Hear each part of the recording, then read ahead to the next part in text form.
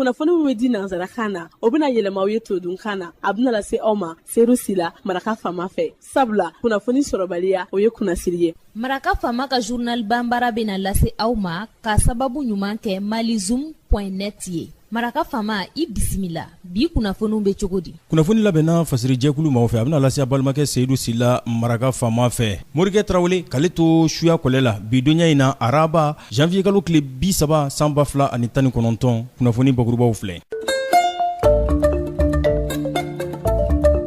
Union nationale des travailleurs du Mali bakuruba fɔla UNTM ale ye a ka baarabila min ni a tun ye a kumakanw fɔ a ye a bɔ a ma a y'a wuli ka bɔ yen k'a sababu kɛ ko bɛnkan sɔrɔla ani gouvernement ni ɲɔgɔn cɛ u ka ɲinifɛnw na. Wolomasiri taabaa 2 ba Maliba tɔgɔ la olu bɔnɛna u ni na tan bɔɲango olu joginna o kɛra kunungo a kɛra mugujugu ci dɔ senfɛ jamana kɔrɔyan fan fɛ.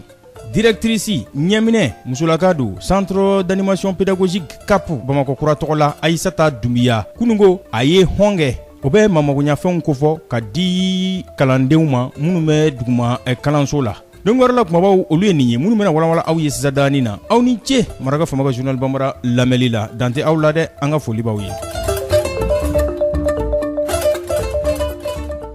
An bɔra ko de fɔ sisan dani na Union nationale des travailleurs du Mali n'o ye solonadon jɛkuluba ye Bamaliba baarakɛlaw olu tɔgɔ la bakuruba fɔla UNTM u tun ye baarabila ŋaniya siridɛ tile 5 ko la mun ni a waleyali kun b'u kɔnɔ février kalo tile 11 fo ka taa bila tile 15 nata la u ye a grève in a hakilina u ye a wuli ka bɔ yen k'a sababu kɛ ko bɛnkan sɔrɔla u ni gouvernement ka sigi ka kuma la Union nationale des travailleurs du Mali UNTM ale ni gouvernement bɛ sigi ka fɔ la ɲinifɛn 12 bɔɲango de kan 11 k'u bɛnn'o la ka fɔ ɲɛ sɔrɔla o la ko gouvernement jɛna ni olu ɲɛnabɔli ye tɔ kelen wa ɲɔgɔn faamu yɛrɛ bɛ o da fɛ u ka ni ɲɛbila baarabila sɛbɛn u tun ye a ladon kabini janvier kalo tile 17 k'a fɔ u bɛna baarabila kɛ tile 5 février kalo tile 11 ka taa bila tile 15 la sigi ka kuma tile caman o kɔfɛ fan fila ni ɲɔgɔn cɛ u bɛnna ko la ɲinifɛn 11 o ɲɛnabɔra wa kelen ko waati furancɛ faamu dar'o kan o de kosɔn u ye u ka grève in u ye a wuli ka bɔ yen.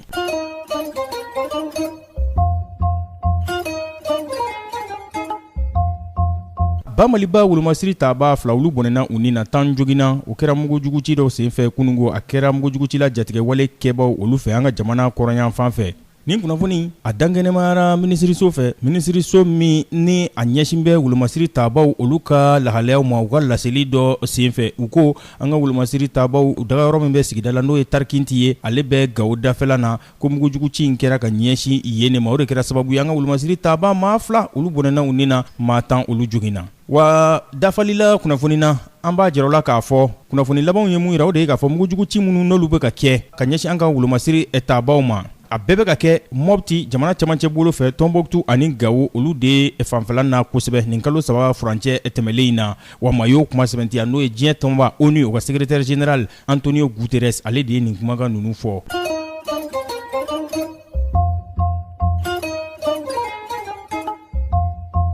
Centre d'animation pédagogique CAP bakuruba fɔla o ɲɛminɛ musolaka don Bamakɔ yan Bamakɔ kura Aïssata Doumbia kunungo a ye hɔngɛ u ko a ma nanzarakan na ko pâte dentifrice o tɛ dako safinɛ ye wa k'a y'o ta k'o di kalandenw ma a bɛ duguma kalandenw a bɛ olu kofɔ a ka kapu o kɔnɔna na nin wulikajɔ min filɛ a sera den ta ni maa 108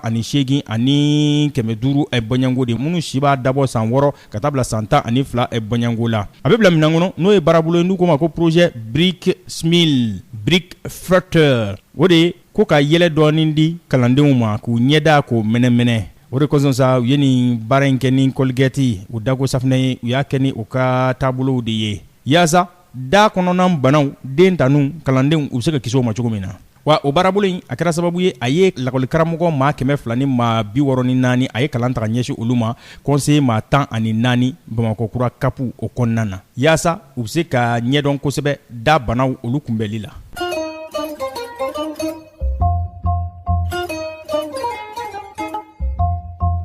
Farafina bondakun kan k'aw ladɔnniya k'a fɔ Kenya tribunal a ye bolo bɔ siganama dɔw kan na minnu ni sɛgɛ kun kɛr'olu la mugujugu ci dɔ senfɛ san 2015 ka ɲɛsi u ka sanɔ kalanso dɔ ma n'u ko ma Université de Garissa n'o kɛra mugujugu cilaw fɛ kɛrɛnkɛrɛnnenya Somali mugujugu cila dɔw sebabu wa ko 4 wɛrɛ k'olu kan ka u danna tigɛ u ka kɛwale cɛjuguw la.